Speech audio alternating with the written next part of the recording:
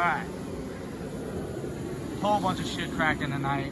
This is, if you saw the other video a few days ago, it was, we were painting all this.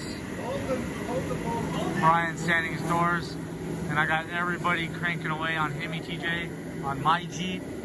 I haven't had time to touch it. I'm busy with that LJ and with Venom TJ that I can't even work on my own. So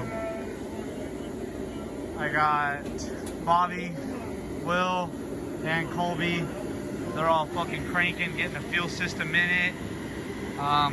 One of my buddies is bringing me an 1 3/4 die for my bender. So if I have time, we're just gonna build the cage. If not, we're just gonna add hoops to it, put the cage in it. While it's this far apart, I'd like to rhino line it, make it look half-assed decent for winter jam and not have to worry about doing it later. But at this point, I'm more or less worried about getting it running, driving, steering. So, well, we know it runs, but I don't know if the tranny works. I don't know if the transfer case works. So I'd like to get all that done. Winter jam is literally 3.5 weeks away from the day I'm making this video.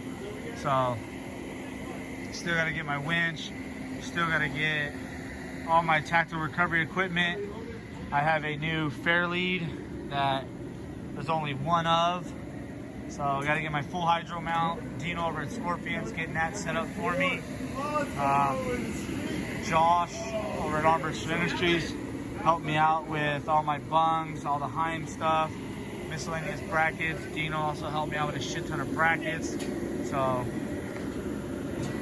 I'm just gonna keep cranking away, man. I mean, I don't have time to do it all myself. Thankfully, I have good friends that are helping me do it all. Right now, they're getting the fuel tank snugged in. Finally got the shit from Barnes for the fuel cell. I didn't want to ratchet strap it. Since we're going to be sealed, I'd rather it not come loose. All my old fuel lines, all the old fuel system out of Kristen's buggy, we're just going to transplant it all right into it.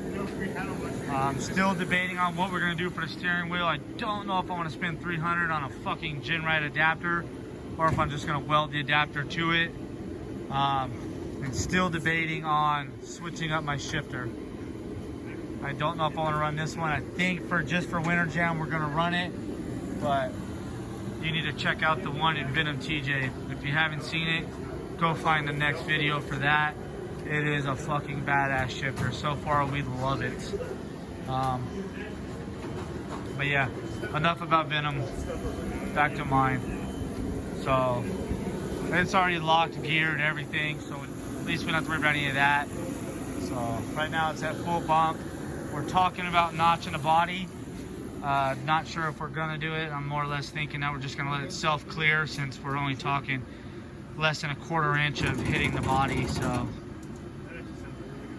why is that so loose? I don't know. Because she's from Vegas. You should probably tighten that up, huh? There it is. Yeah, you better put some rubber between there then, huh? Just a gasket. You gonna put a gasket in it? Alright. Silicone. Which part's loose? You see all 8 of those bolts? The brackets are where these hold. This plate is the deciding factor. Does that plate have the brackets in it? Yeah, I think on the back side we'll put rubber. I think I have some thick pieces. Worst case, we'll just throw foam in it. Or self-tappers. Self-tappers. Say that again? Bobby. Don't be camera shy now. I'm a fucking edit, Bobby. What's up, guys? Welcome to my second YouTube channel. Edit that in right here. Right here. What's up, guys? Welcome back to my second channel. Me and Steve-O hit the fucking junkyard today. We went to our lamb pick apart. They didn't have nothing Hemi related. Nothing. Anything that had a Hemi in it, it's gone. So we drove all the way out to the Henderson one. It is, thankfully we found a car that was all shot up. I think I got a couple of videos, little videos of it. If so, I'll put them in. Started digging underneath the hood and somebody tore the motor apart. It's got one of the driver's side cylinder head off, no valve covers, no coil packs, no nothing. I've been needing a new valve cover for my driver's side and 2 coil packs for my driver's side. When I got it, the Jeep was originally rolled. Something came loose and broke the valve cover at one of the coil packs, and also broke a coil pack completely. So when luckily we found 1 valve cover, and we found all the coil packs with the wires. They were all sitting in a car next to it in the back. So we grabbed it out. Didn't cost as much as I thought. So we bought all the coil packs, and it looks like it is the right one, Steve. Yeah? Yeah, because it does. This side doesn't have a sticker. Right here. We don't have a sticker on this one at all, even in the rear. Yeah, nothing in there. So the driver's side has a sticker, and the one we found had a sticker, but I didn't know if there was a difference in driver and passenger, so I didn't bother with it. But we bought all the coil packs just in case there's an issue with other ones. I have backups now, and for $5.50 a piece, you can't beat that. So waiting on the full hydro mount still. We got the fuel tank in it, the fuel cell's in it, but we need to put some rubber pad or something between it, and that way it doesn't shift around. I'll finish hooking up the fuel system, and then we'll finish working on the steering. There's not much more left to do to this one. It's finding the time to actually get to do it. Other than that, that's the update on it. We probably won't even get to touch it for another couple days. I just want to make sure we had the right parts. They'll get put in it, and one of these guys, when they're freed up, got nothing to do, I'll just have somebody start yanking it apart and getting them on.